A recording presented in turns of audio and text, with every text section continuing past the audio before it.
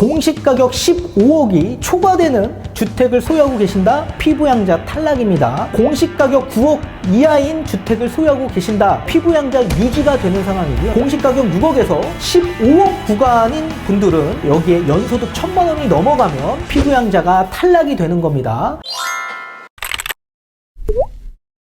안녕하세요, 반갑습니다. 이경민의 부동산 하이킥의 이경민입니다. 자, 얼마 전 공시가격 발표가 있었고 지금은 현재 열람이 가능한 상태입니다. 전국적으로 약 17% 이상 폭등한 상황이기 때문에 앞으로 세금적인 부담이 더더욱더 늘어날 수밖에 없는 구조가 돼버렸고, 그리고 여러분들이 매달 내고 있는 건강보험료 또한 공시가격 상승으로 인해 앞으로 큰 폭으로 증가할 가능성이 매우 높아졌다. 또 여기에 배우자 밑으로 지금 현재 피부양자로 유지가 되고 있는 분들, 올해 2022년 7월부터 제2단계 건강보험료가 전면 개편이 됩니다. 자, 이렇게 개편이 되면서 피부양자 유지 조건 자체가 굉장히 낮아졌기 때문에 이 피부양자 탈락하는 기준 범위가 굉장히 많이 확대될 가능성이 매우 높아졌습니다. 따라서 여러분들 가운데서도 지금 피부양자 유지 조건이 박탈될 수 있을지 없을지에 대해 오늘 좀 풀어드리는 시간을 가져보도록 하겠고, 자, 뒤에 가서 판서를 통해 지금 전월세를 주고 계신 임대인 분들 또는 부동산을 소유하고 계신 분들 가운데서도 내가 지금 피부양자 지금 유지가 되고 있는 상황인데 이게 박탈될지 안 될지 그 기준점을 좀 설명해 드리는 시간을 가져보도록 하겠습니다. 자, 일단 PPT를 좀 보면서 하나씩 설명해 드리도록 하겠습니다. 자, 건강보험료 책정하는 데 있어서는 이 직장가입자, 지역가입자로 나눠집니다. 자, 직장가입자는 본인이 50%를 부담하고요. 또 직장에서 50%를 따로 건보료를 부담해 줍니다. 자, 소득의 6.86%의 이 건강보험료를 내면 되는 거고, 직장의 소득 이외에 연소득이 약 3,400만 원 정도 추가적으로 소득이 발생되시는 분들은 그 초과분에 대한 건강보험료를 추가적으로 납부를 하셔야 됩니다. 근데 이게 2022년 7월부터 3,400만 원에서 2,000만 원으로 큰 폭으로 낮아졌습니다. 그래서 보통 근로소득, 직장 다니시는 분들 가운데 투잡하시는 분들 있죠. 오프라인에서 투잡을 하던 아니면 또 온라인 쪽에서 투잡을 하던 투잡하시는 분들 이 소득이 낮아졌다라는 얘기입니다. 또 여기에 반대로 지역가입자 같은 경우에는 본인이 주인이기 때문에 본인이 100% 내야 되는 겁니다. 100%. 자, 소득과 재산과 차량 이 세 가지의 점수를 채점으로 매겨서 부과하는 방식이라고 보시면 좋을 것 같고, 2022년 7월부터 이 차량에 대한 이 건보료 기준을 사실 배기량에 따라서 책정을 했는데 이 배기량 자체의 채점 점수가 없어졌습니다. 차량 4천만 원 이상 소유자 분들에게 부과할 수 있도록 바뀌게 됩니다. 자, 그리고 뒤에 가서 또 보시면 피부양자에 대한 탈락 기준에 대해서 좀 설명을 드릴 텐데, 자, 현행은 소득의 첫 번째, 두 번째, 그리고 재산의 첫 번째, 두 번째가 있습니다. 총 4가지 기준이 있는데 이 4가지 기준 중에 한 가지라도 나한테 만약에 해당이 된다 그러면 피부양자에서 탈락한다라고 보시면 좋을 것 같습니다. 자, 소득 기준에서 본다면 연 3,400만 원이 초과되시는 분들은 피부양자에서 탈락이 됩니다. 자, 연소득, 근로소득 3,400만 원 초과되면 안 된다. 또 여기에 두 번째, 사업소득이 발생되면 안 됩니다. 사업소득에 소득이 1원이라도 발생이 되면은 피부양자가 탈락이 됩니다. 자, 그런데 우리 사업하시는 분들은 이제 사업자 등록을 내면서 사업을 하죠. 거기에 따른 사업소득입니다. 근데 사업자를 미등록하시는 분들이 있을 수 있겠죠. 보통 프리랜서 같은 분들이 있을 수 있습니다. 그런 분들은 원천징수 3.3%를 띱니다. 그분들은 500만 원, 연소득 500만 원이 초과될 경우에 피부양자에서 탈락이 됩니다.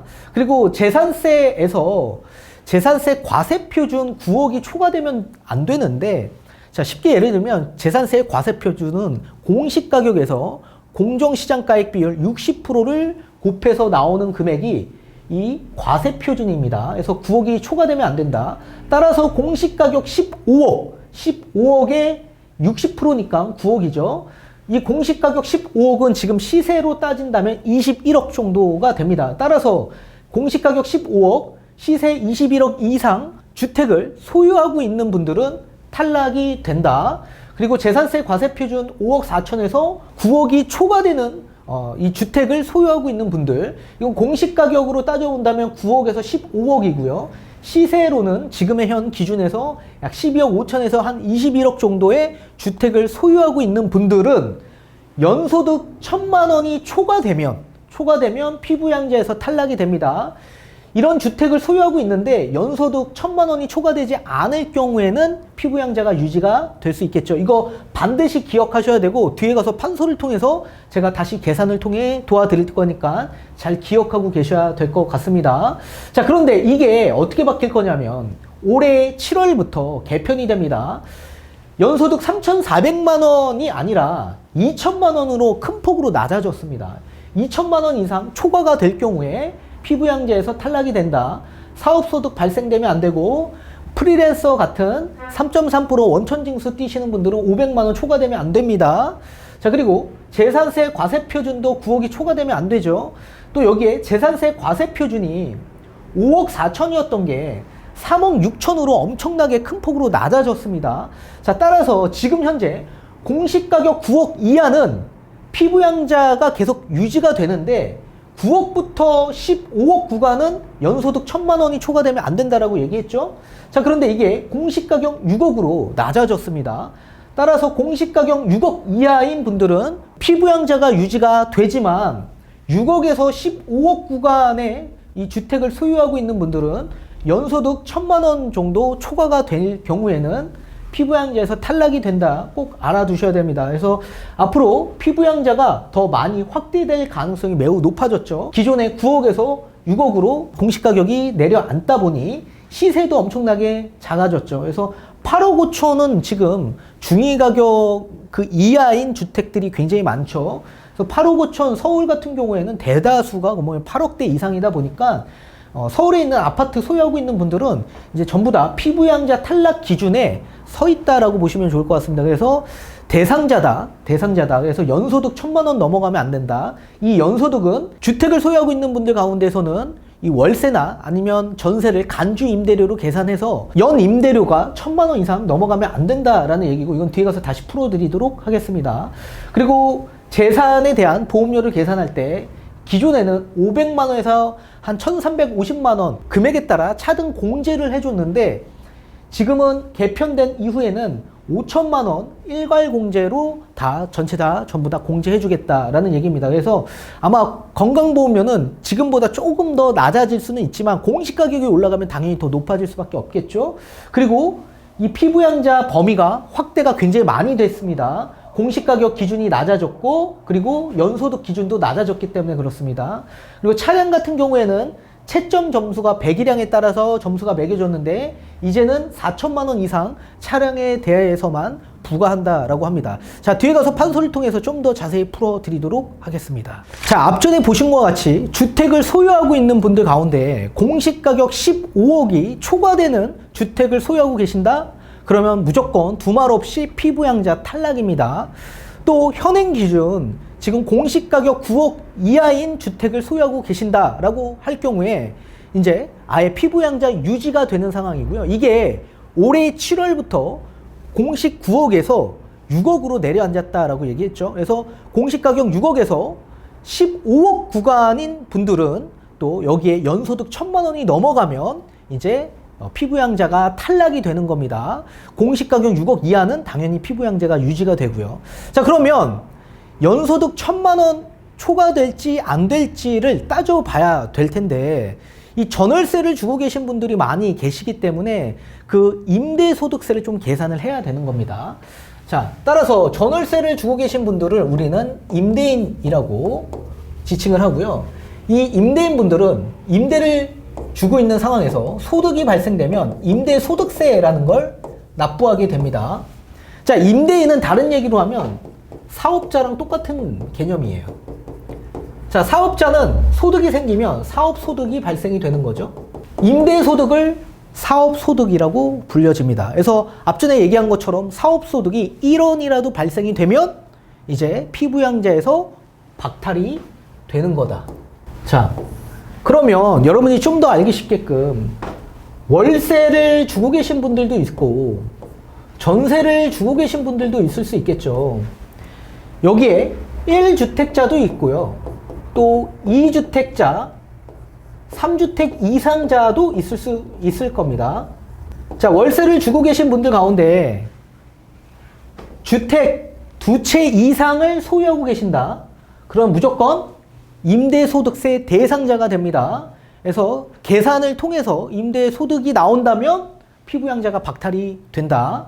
자, 1주택자 같은 경우에는 1주택자 이분들은 공시가격 9억이 초과되는 주택을 소유하고 있는 분들 1주택자 이런 분들은 이제 임대소득세 대상자가 됩니다. 근데 만약에 9억이 넘지 않는다 그러면 2주택부터 대상자가 되고요. 전세는 1주택자는 대상자가 아니고요. 2주택자도 대상자가 아닙니다. 3주택 이상부터 임대소득세 대상자가 됩니다. 자, 이건 거주하는 주택까지 포함해야 되고 또 부부 합산으로 적용이 되는 겁니다. 자, 그렇다면 임대를 주고 계신 분들 임대소득세가 나오는지 안 나오는지 계산을 해봐야 되겠죠. 비과세를 받는다면 당연히 피부양자가 유지가 될 거고요. 임대소득세가 발생이 된다. 피부양자가 박탈이 되는 겁니다. 자, 월세를 주고 계신 분들을 먼저 적용을 해보도록 하겠습니다. 월세를 주고 계신 분들 가운데 주택임대사업자 등록하신 분들이 있을 수 있겠죠? 자, 이분들의 계산이 있습니다. 임대소득세 계산. 연 임대료에 필요경비를 약 60% 정도 공제를 해줍니다. 그리고 기본공제가 약 400만 원 정도 공제가 되고요. 여기에 연 임대료 2천만 원이 넘어가지 않으면 분리과세 세율 14%가 적용이 됩니다. 그리고 이 앞전에 계산한 세액에 주택임대사업자 8년, 10년 이제 등록하신 분들, 장기로 등록하신 분들 75%가 감면이 됩니다. 이게 임대소득세에 대한 계산 방식이에요. 주택임대사업자 등록하신 분들. 자, 그럼 한번 계산을 해볼까요? 연 임대료를 약 1,000만 원 정도 발생되시는 분이 있다라고 가정한다면 1,000만 원에 60% 필요경비 공제가 되니까 400만 원이 남죠. 그리고 기본공제를 400만 원 공제해 줍니다. 그러면 0원이 되죠. 따라서 임대소득세가 발생이 안 되는 겁니다. 자, 그러면 이분들은 피부양자를 유지할 수 있다라는 얘기죠. 연 1,000만 원 정도가 발생이 된다면 월로 따진다면 약 83만 원 정도가 발생이 되는 겁니다. 자, 따라서 월세를 주고 계신 주택임대사업자 등록하신 분들은 연 1,000만 원, 월 83만 원 이상 초과가 되는 부분을 만약에 월세로 받고 있다 그러면 박탈이 됩니다. 반드시 이 이하로 받으셔야 된다. 그리고 두 번째, 주택임대사업자를 등록하신 분들이 있을 수 있고 등록을 안 하신 분들이 있을 수 있겠죠. 미등록자. 이분들도 마찬가지 계산 방식이 똑같아요. 연 임대료에 필요경비가 공제가 되는데 60%가 아니라 50%만 공제가 됩니다. 기본공제는 400이 아니라 200만 원만 공제가 되고요. 그리고 기본 우리 세율이 이제 14%가 적용이 됩니다. 분리과세 세율. 그리고 만약에 2천만 원이 넘어갔다 연 임대료가 그러면 근로소득까지 다 포함한 종합소득과세를 계산해서 납부하셔야 됩니다. 그래서 분리과세가 가장 편하죠. 조금 적게 나오기 때문에. 자, 그러면 연 임대료가 얼마 정도 나와야 될까요? 자, 연 400만 원 정도로 계산을 해볼까요? 400만 원에 50% 공제가 되니까 200만 원이 남죠. 그리고 기본공제 200만 원 공제되니까 0원이 되네요. 따라서 연 400만 원까지 피부양자 유지가 된다. 그러면 월에 약 33만 원 정도 이하로 받아야 된다라는 얘기겠죠. 만약에 내가 33만 원이 넘어간다. 그러면 피부양자가 박탈이 되기 때문에 박탈되는 게 어려우신 분들이 계신다면 무조건 주택임대사업자 등록을 하시고 83만 원까지는 월 임대를 받으실 수 있다라는 얘기입니다. 자, 이에 반해 월세가 아니라 전세를 주고 계신 분들도 있을 수 있겠죠. 전세. 이 전세는 간주 임대료를 계산해야 됩니다. 자, 보통 전세 보증금을 받는데 매달 들어오는 임대료가 아니죠. 따라서 이 전세 보증금을 월세로 전환시키는 겁니다. 월세로. 그걸 간주 임대료라고 지칭을 하는 거예요. 이 계산 방식으로 일단 연 임대료를 계산을 해봐야 되는 겁니다. 연 임대료. 전세를 주고 계신 주택의 보증금에서 합해서 3억을 공제합니다. 근데 이걸 전체 전부 다 3억을 공제하는 게 아니라 이 주택 중에 적수가 가장 큰 주택에 3억을 공제해 주는 건데, 그 적수는 너무 지금 여기 광범위하다 보니까 이거는 여러분들 다시 그 홈택스에 들어가셔서 알아보시면 됩니다. 임대 기간과 보증금 합이 큰 금액을 보증금에서 3억을 공제해 주는데, 여러분들이 좀 더 알기 쉽게끔 그냥 보증금의 합에서 3억을 공제한다라고 생각을 하시고, 여기에 60%를 곱해주고, 여기에 정기예금 이자율이라는 게 있습니다. 이게 2021년 기준에서 이자율 1.2%를 곱해줘야 돼요. 근데 이 이자율은 매년 바뀌는 거니까 이 이자율이 바뀌는 거에 따라서 나중에 간주 임대료가 달라집니다. 그래서 반드시 이건 계산을 여러분들이 이자율 바뀌는 대로 해 주셔야 됩니다. 자, 이렇게 되면 뭐가 나오냐면 연 임대료가 발생이 돼요. 자, 쉽게 또 설명을 드릴게요. 주택임대사업자를 등록하신 분들, 이 분들을 계산을 한번 해봐야 되겠죠. 자, 주택임대사업자 등록하신 분들은 연 1,000만 원 이하로 나와야 된다라고 제가 말씀을 드렸습니다. 연 임대료가 1,000만 원 이하로 나와야 된다. 자, 그러면 보증금 합산액이, 보증금이 약 16억 5천이라고 가정할 경우에 공제 3억을 공제해 줍니다. 그러면 13억 5천이 남고 60% 공제해 주고 이자율 0.012%를 적용하게 된다면 연 임대료가 얼마 나오냐면 약 970만 원대 정도가 나옵니다. 자, 그러면 주택임대사업자 등록하신 분들은 연 1,000만 원 이하라고 제가 말씀을 드렸죠. 연 1,000만 원 이하로 나왔죠. 970만 원이니까. 따라서 보증금 합산액이 이 지금의 이자율로 적용을 한다면 16억 5천까지는 전세를 주고 계신 분들, 그런 분들은 피부양자 유지가 계속적으로 된다라는 얘기입니다. 근데 16억 5천이 초과될 경우 보증금 합산액이, 그러면 피부양자가 박탈이 된다라는 얘기고요. 두 번째, 주택임대사업자를 등록하지 않은 미등록자가 또 있을 수 있겠죠. 자, 미등록자 같은 경우에 연 400만 원이 넘어가면 안 된다라고 제가 말씀을 드렸습니다. 자, 그러면 보증금 합이 얼마가 나와야 되냐면 보증금 합 약 8억 5천이 나와야 됩니다. 8억 5천.